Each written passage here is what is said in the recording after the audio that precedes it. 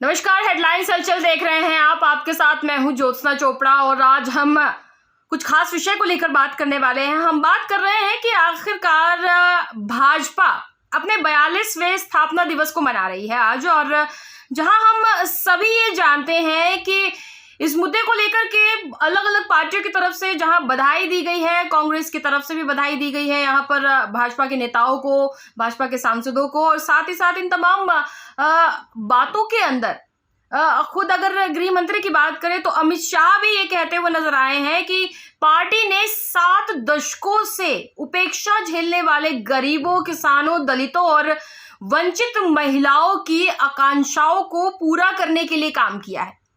क्या हम सचमुच में देख सकते हैं कि फिलहाल लगातार जो बीजेपी इतने वर्षों से काम कर रही है उसमें हाल फिलहाल की स्थिति को इस तरह देखा जा सकता है कि क्या हाँ सचमुच में इस तरह गरीबों के लिए काम किया जा रहा है, किसानों के लिए काम किया जा रहा है। किसान आंदोलन इतने बड़े स्तर पर हमें देखने को मिला है और उसके खिलाफ लगातार बीजेपी की तरफ से जो कार्रवाई भी देखने को मिली है, और इतने लंबे आंदोलन चलने के बाद जाकर में संसद में उन 3 विशेष किसान विरोधी कानून जिन्हें कहा जा रहा था उन्हें वापस लेने की बात कही गई। और अब एकदम से इतनी सारी बातें कि कोई उपेक्षा नहीं की जा रही है महिलाओं को लेकर, और साथ ही साथ ये भी कहा गया कि गरीबों के लिए लगातार कार्य किया जा रहा है। बड़े बड़े थैलों में राशन बांटा जा रहा है मोदी जी के नाम पर, बीजेपी के नाम पर।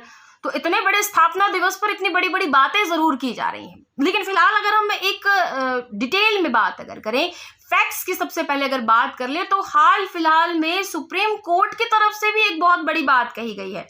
आपको बता दें कि सुप्रीम कोर्ट ने सरकारी योजनाओं के ऐलान और उनके प्रभावी अमल में बड़ा अंतर होने को लेकर सरकारों को आईना दिखाया है।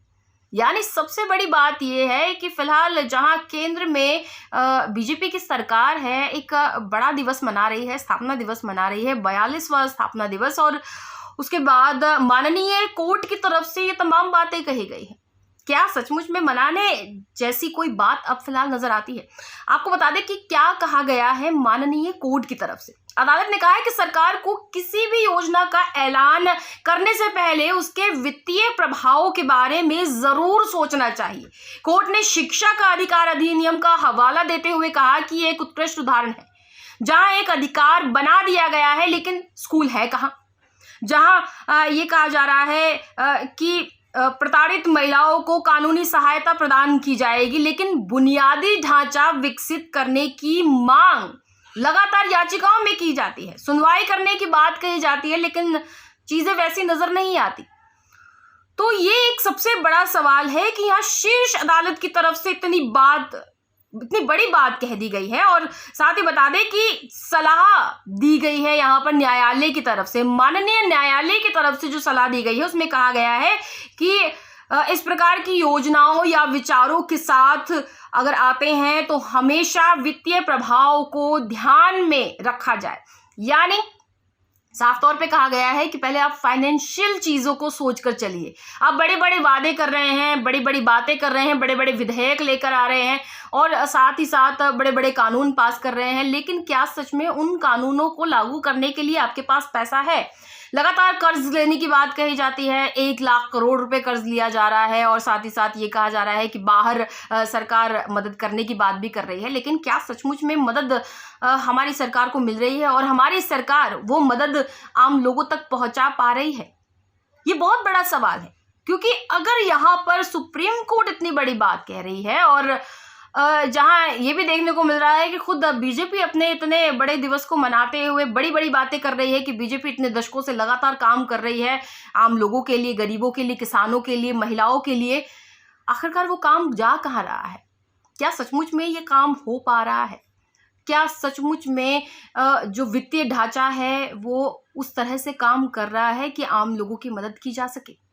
इस पर सोचने की जरूरत है। इस पर आम लोगों को, हमारे दर्शकों को सोचने की जरूरत है, और आप हमें बताइए कि आखिरकार आप इस पर क्या विचार रखते हैं।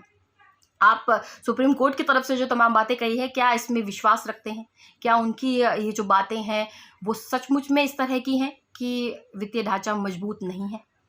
आप हमें कमेंट करके बताइए। हेडलाइंस हलचल अगर आपने सब्सक्राइब नहीं किया है तो आप सब्सक्राइब कीजिए, हमारी वीडियोस को शेयर कीजिए और बेल आइकन को प्रेस करना बिल्कुल मत भूलिएगा। बेल आइकन प्रेस कीजिए ताकि आपको नोटिफिकेशंस मिलते रहें। फिलहाल इसी के साथ चाहूँगी इजाज़त। नमस्कार।